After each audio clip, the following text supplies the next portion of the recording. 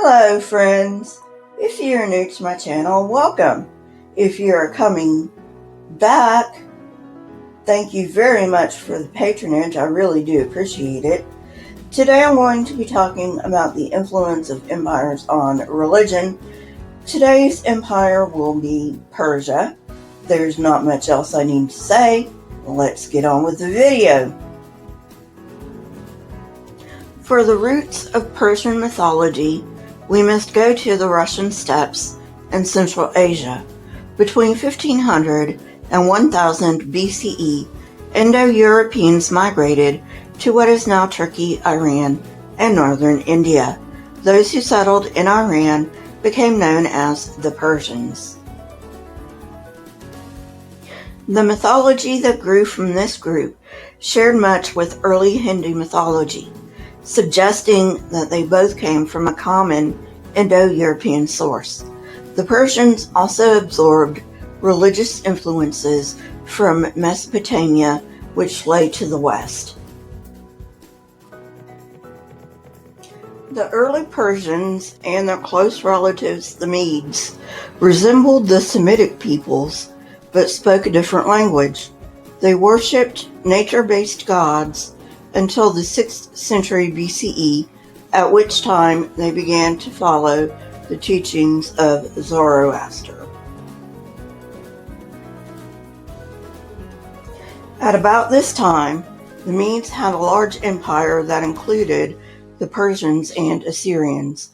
In 550 BCE, Cyrus the Great conquered the Medes, and in 539 BCE, Babylon surrendered to Cyrus, in which he also acquired Palestine.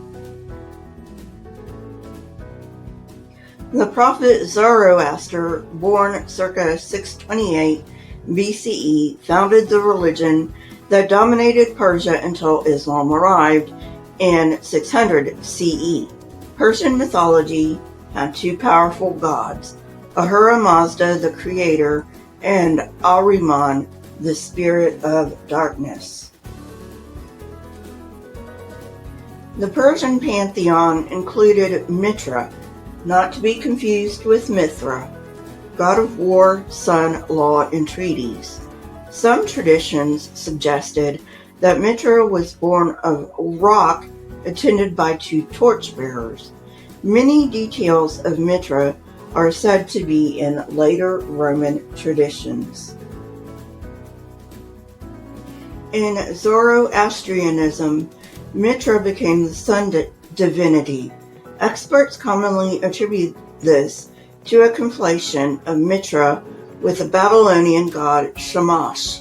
Manfred Claus suggests that this happened in the 4th to 5th centuries BCE. The most important ceremony for Mitra was the bull sacrifice, although scholars are unsure if this was pre-Zoroastrian, Persian, or a later Greek-Roman addition. Because Zoroaster denounced this ceremony, it is quite possible that it was a part of Persian paganism. The point of contention lies in a lack of evidence of bull-slaying imagery in Mithraism. This imagery can be found in Roman temples, but is thus far absent from the archaeological evidence in Iran. However, most scholars hold that Mitra was the seed of the Mithras cult in Rome. In the later Roman world, in keeping with the syncretistic trends of ancient religions, Mitra was merged with Apollo, son of Zeus, who is the god of truth. While we may never know fully how syncretism occurred, it appears that it definitely did. Persia fell circa 330 BCE at the hands of Alexander the Great, at which time the Greek Empire rose to power. By the 5th century BCE, Greeks were organized into independent city-states. Historians refer to this as the classical period in which each city-state had its own laws, currency, and government. Because of this independence, the Greeks fought amongst themselves, not only for dominance, but for which style of constitution was best. Philip II of Macedon, along with his son Alexander the Great, briefly took control in the 4th century BCE, but the mainland was split after Alexander's death in 323 BCE. Religion held a prominent place in Greek life, including animal sacrifices and mythology to explain human origins. Temples were all over the place, spurring city festivals and national sports competitions, which boosted the economy. The Greek Pantheon had 12 main gods, all of whom lived on Mount Olympus. Zeus, the chief god, and his wife Hera, Athena, Hermes, and Ares, Apollo, Artemis, Poseidon, and Hades, Hestia, Hephaestus, and Aphrodite.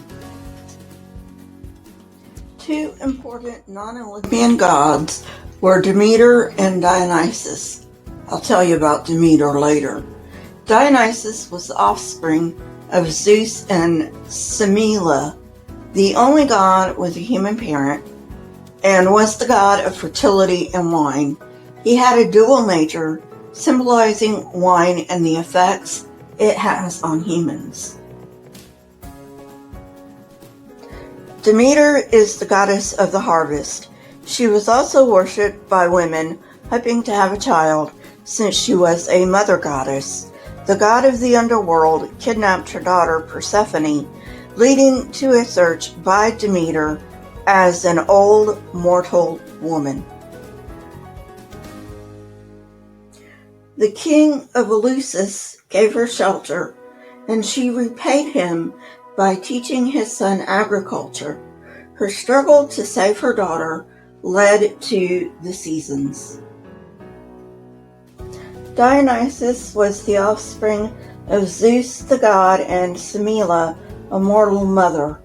Hera suspected that Dionysus was Zeus' son and appeared to Semele, tricking her into having Zeus promise her to let her see him in his true form. Zeus did reveal his true form to Semele, which caused her to die, but he did end up rescuing Dionysus from her womb. He then incubated Dionysus in his thigh, giving him immortality. Technically, the birth of Dionysus counts as a virgin birth. Sound familiar? And being nurtured in Zeus imparted to him immortality. Hera then arranged for the Titans to kill Dionysus, which they did, but Rhea brought him back to life. Zeus then gave his son to the nymphs to raise. This story is similar to the slaughter of the innocents by Herod and an angel warning Mary and Joseph to flee to Egypt. When he grew up, he spread his cult, and even though he had never met his mother, he grew concerned for her. As one of the few characters who could resurrect the dead, again, sound familiar? He went to the underworld to find and escort her to Mount Olympus. In the process, he defeated Thanatos. Sound familiar? Well, friends, that's it for today. I hope you enjoyed it. If you did, hit that like button, press the subscribe button, and if you would like to know when I come out with new content, hit the bell next to the subscribe button. My Twitter, Discord, email, and PayPal links are in the description, along with the source that I used for this particular video. Also, if you would, please leave comments in the comment section. Not only do I love hearing from you, but it triggers the YouTube algorithm. Keep learning and searching for truth. Here are a few videos from my library. If you have not watched them yet, go ahead and watch them and tell me what you think. Until next time, friends, goodbye. Stay safe and wash those hands.